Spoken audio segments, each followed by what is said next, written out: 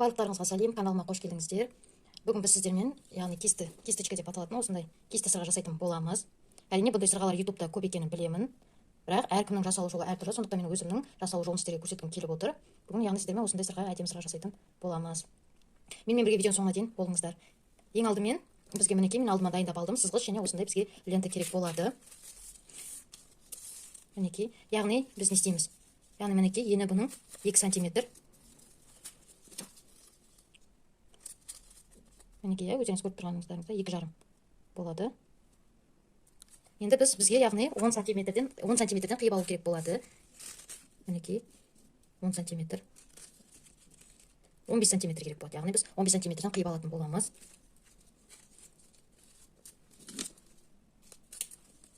Мінекей, осындай 15 сантиметрден бізге лента осындай бізге 5 штук керек болады. Яғни 5 дана керек, 5 дана қиып аламыз. Мінекей 15 сантиметрліктен мен осындай 5 штук 5 дана қиып алдым. Бәрін бірінің үстіне бірін қоямыз. Мінекей, жан жақтарын дұрыстаймыз. Бәрі бірдей болу керек жан жақтары. Және осыны біз тура ортасынан, яғни бүктейтін боламыз. Мінекей, осылай бүктейміз. Бүктедік, бізде осындай сызық пайда болды ортасынан. Енді біз осыны, яғни бізге осындай сары түсті пена керек болады. Осыны біз круглогубцамызбен ашамыз. Ашып, кішкене үлкендеу размер қыламыз, яғни мінекей, осындай размерде қыламыз. Енді осыны біз ортасына, яғни кигізуіміз керек. Яғни бәрін осылай ирек қыламыз. Ортасынан бүктейміз. Оны кері екі жанға бүктейміз. Мінекей, біз осындай бантик сияқты болады. Сызығымызды ұмытпаймыз. Дәл осыған біз осы пенімізді кигізетін боламыз. Кісілер көрініп жатыр деп ойлаймын. Мінекей, пенімізді кигіземіз осылай.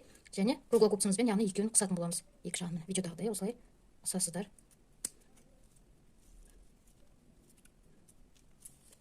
Мінекей, бізде осындай болып шықты. Енді не істейміз?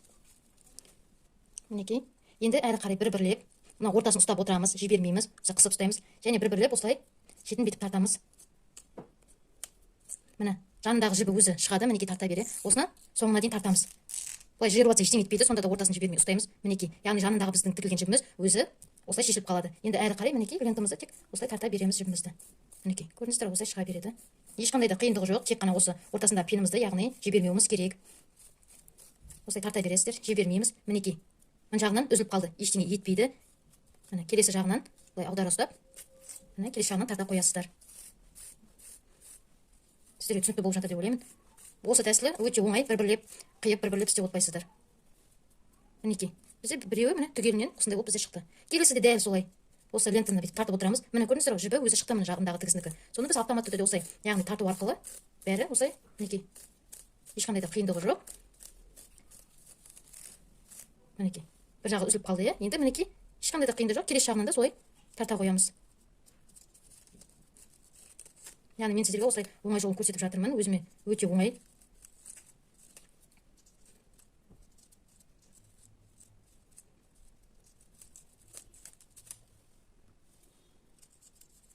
Яғни осылай тарта береміз, ешқандай да қиындығы жоқ. Мінекей, бізде осымен екеуін бітірдік. Дәл осылай ары қарай істеп шығамыз. Мінекей, біз жан жағын бәрін бітірдік, міне ұстап тұрғанымыз. Енді көрініс үстінен бетіп шығып кетпеу керек. Енді осыны біз тағы да қысып жібереміз. Яғни бізде бұл шығып кетпеу керек. Лентамыз, яғни шығып кетпегені жақсы. Енді осыны жайлап осылай қоя тұрамыз. Мінекей, енді осыны біз жіппен байлайтын боламыз. Мінекей, осындай кәдімгі жіппен біз осылай байлайтын боламыз. Яғни бұзып алмай, екеуін осылай қосамыз. Және жіпті ортасына саламыз. Яғни бұны әрқайсысы біледі деген ойдамын. Яғни міне қысып жібереміз. Қысып, орап шығамыз. Мінекей, осылай орап тастадық. Енді дәл осы жерін біз осындай моншақпен, бисермен әсемдейтін боламыз. Яғни оған бізге мінекей дайындап қойдым. Қара осындай беконс керек, 2 мм-лік, және сары бисер керек болады. Және леска керек болады. Яғни дәл осындай тоқу жолы менің негізі осы каналымда бар, қарапсаңыздар болады. Яғни мінекей лескамызды қиып аламыз. Өздеріңіз үшін кішкене ұзындау қылып қиып алғандарыңыз жақсы болады. Мінекей, бисерлік инеме, яғни міне жібімді, лескамды кигізіп алдым. Енді ең алдымен инемізге 4 бисер жинайтын боламыз. Мінекей, яғни 4 бисер емес, яғни беконс жинап алдым. Яғни ең шетіне апарамыз. ең шетіне апарып, яғни байлаймыз. Мінекей байладық, артығын қиып тастадық. Енді келесі беконусқа кіретін боламыз.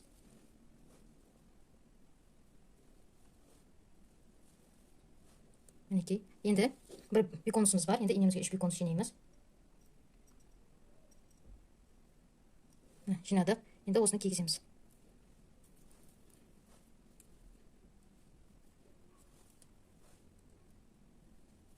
Мінекей. Қайтадан 3 бусин аламыз. Кішкентай яғни беконусымызды аламыз. Қайтадан кигіземіз. Тоқталып сіздерге көрсетіп жатқан жоқпын, өйткені дәл осы тоқылуы, дәл осындай біз сырға каналында жасаған болатынмын. Сырға бар. Содан қарап алсаңыздар болады. Мінекей 3-ін алдым. Бізге осындай 3 керек болады. Енді осыны біз мінекей сырғаның айналасына қоямыз. Енді бізге мына жері жетпей тұр. Осыны біз аяқтайтын боламыз.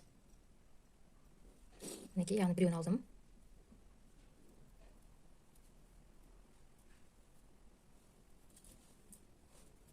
Әрине, қатты тартуды ұмытпаймыз. Қаншалықты қатты тартып істесеңіздер, солшалықты бәрі нығыз, ұқыпты болады. Яғни тиянақты бәрі жақсы болып тұрады. Енді жоғарыға. Мінекей, айналасын тоқыдым. Енді біз мына әрбір беконустың ортасынан, яғни біз бесер тоқып шығатын боламыз. Мен өзіме ыңғайлы болсын шашып аламын. Мына әрбір беконустың ортасынан бір бесерден тоқып шығатын боламыз.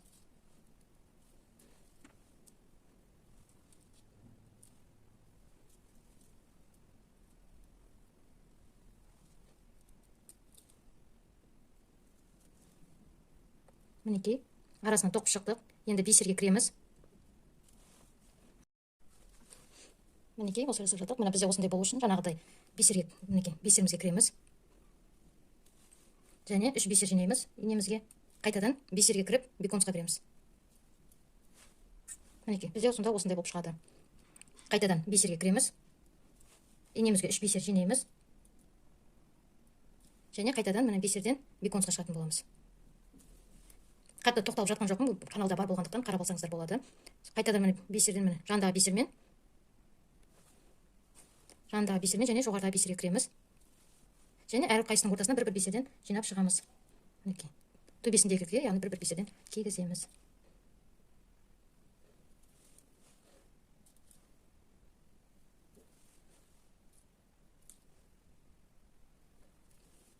Мінекей, және оны қатты қысып тартатын боламыз. Мінекей, әрбір ортасына бисер салып шықтық. Бізде осыны дөңгелене шықты. Енді мына бисерлерімізге қайтадан, яғни жүріп шығамыз. Және тартуды ұмытпаймыз. Бізде осылай тартылу керек.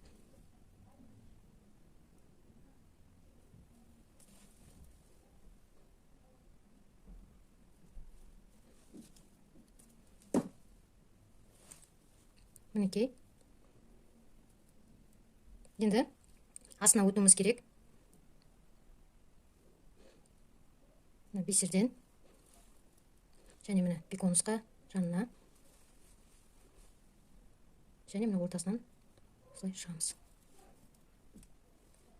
Мінекей, шықтық. Енді жанында беконусқа кіреміз. Енді міне дәл жоғарын қалай жасаған болсақ, асты дәл солай жасайтын боламын. Мінекей, мен асты үстін бәрін бітіріп шықтым. Менде осындай болып шықты. Енді ары қарай әсемдейтін боламыз. Оған бізге осындай керек болады, сырға тағатын және қара моншақ керек болады. Осы қара моншағымызды кигіземіз. Мінекей.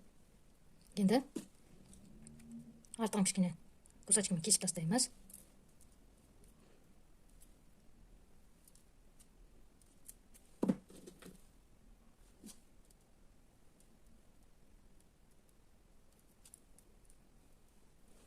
Мінекей, бізде осындай болып шықты. Енді міне әдемі емес болып тұрған жерлерді міне қиып тастаймыз. Яғни екеуі мінекей бізде бірдей болу керек. Мінекей, бізде кереметтей осындай сырғамыз дайын болды. Яғни лентаны осылай қиып осылай жасаған кезде кішкене қисық болады. Соны біз үтіктеп алсаңыздар, яғни үтікпен осылай түзеу болып әп-әдемі болып шыға келеді. Міне, сіздерге видео ұнады деген ойдамын. Және жасалу жолы өте оңай деп ойлаймын. Осындай жасалу жолы оңай болды деп ойлаймын. Егер де видеоны соңына дейін қараған болсаңыздар, каналға тіркеле кетіңіздер, қолдап кетіңіздер. Сіздердің қолдауларыңызбен осындай әртүрлі каналға видео шығып отырады. Келесі кездескенше сіздерге көп рахмет. Мінекей.